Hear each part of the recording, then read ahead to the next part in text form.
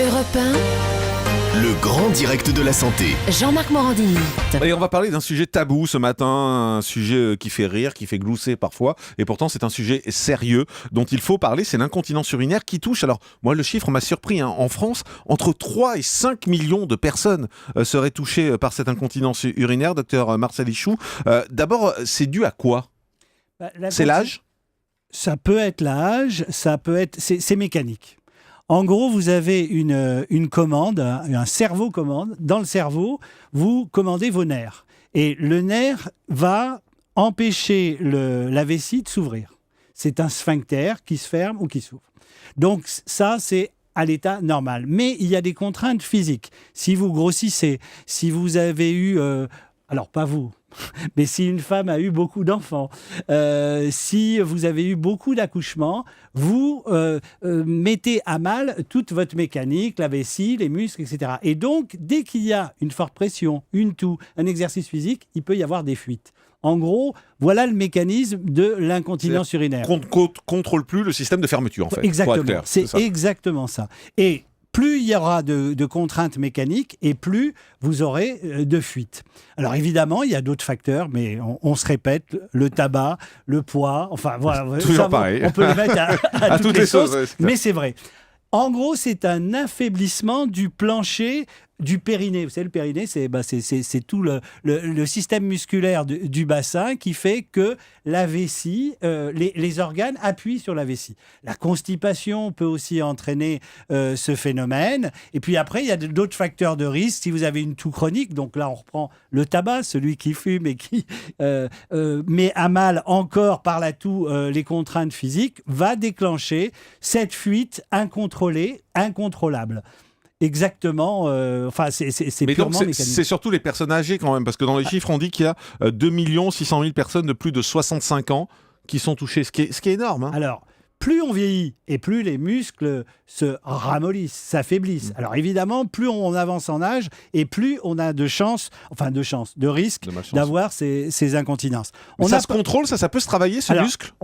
Si vous voulez, je vais juste faire un point sur les hommes, parce que là, on a mis l'accent sur les femmes, mais les hommes peuvent être aussi touchés, notamment par tous les problèmes prostatiques. Ah oui.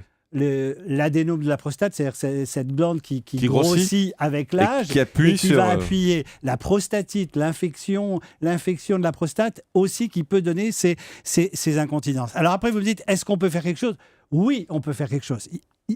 J'ai oublié une chose, c'est les médicaments. Il y a certains médicaments antidépresseurs, myorelaxants, qui peuvent favoriser les incontinences. De façon d'une manière générale, quand vous souffrez d'un symptôme, il faut faire le point avec tous les médicaments que vous prenez qui peuvent avoir des effets secondaires. Alors, pour contrôler ça, c'est une rééducation du périnée. Les femmes connaissent ça après leur accouchement. On leur demande, en gros, de faire des contractions, pardonnez-moi l'expression, mais serrer les fesses, faire des exercices pour remuscler. Mais ça, c'est juste pour les femmes. Alors, non, parce que ça peut être vrai pour les hommes. L'homme, on peut muscler son périnée ? Oui, pourquoi ? Je sais pas.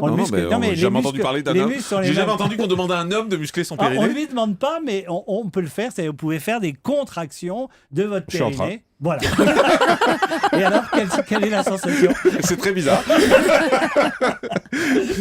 Et puis, il y a une autre manière de se rééduquer, c'est de contrôler sa miction. C'est-à-dire, au moment où vous allez uriner, vous arrêtez, vous reprenez, vous arrêtez, vous reprenez. Et ça, c'est bien de faire ça parce que ça entraîne à la fermeture, exactement, en fait. Exactement. C'est un contrôle musculaire. Alors, il y a des maladies générales, puisqu'on a dit que la commande venait du cerveau. Il y a des maladies générales qui peuvent toucher, mais bon, ça, c'est à faire dans le cadre du bilan, c'est pas le sujet. Mais il faut s'inquiéter à quel moment Alors vous avez parlé d'efforts, de sport par exemple, quand il y a des petites fuites, on va dire pendant qu'on fait du sport ou quoi, c'est inquiétant. Ça veut dire qu'il faut commencer à s'inquiéter. Avant de s'inquiéter, c'est gênant. Hein, oui, ça, bien sûr. Bon, alors donc, j'en sais rien, mais j'imagine. Non, mais vous vous rendez bien compte que c'est gênant et en plus c'est un peu honteux. Vous avez du mal, même les gens ont du mal à l'exprimer à leur médecin.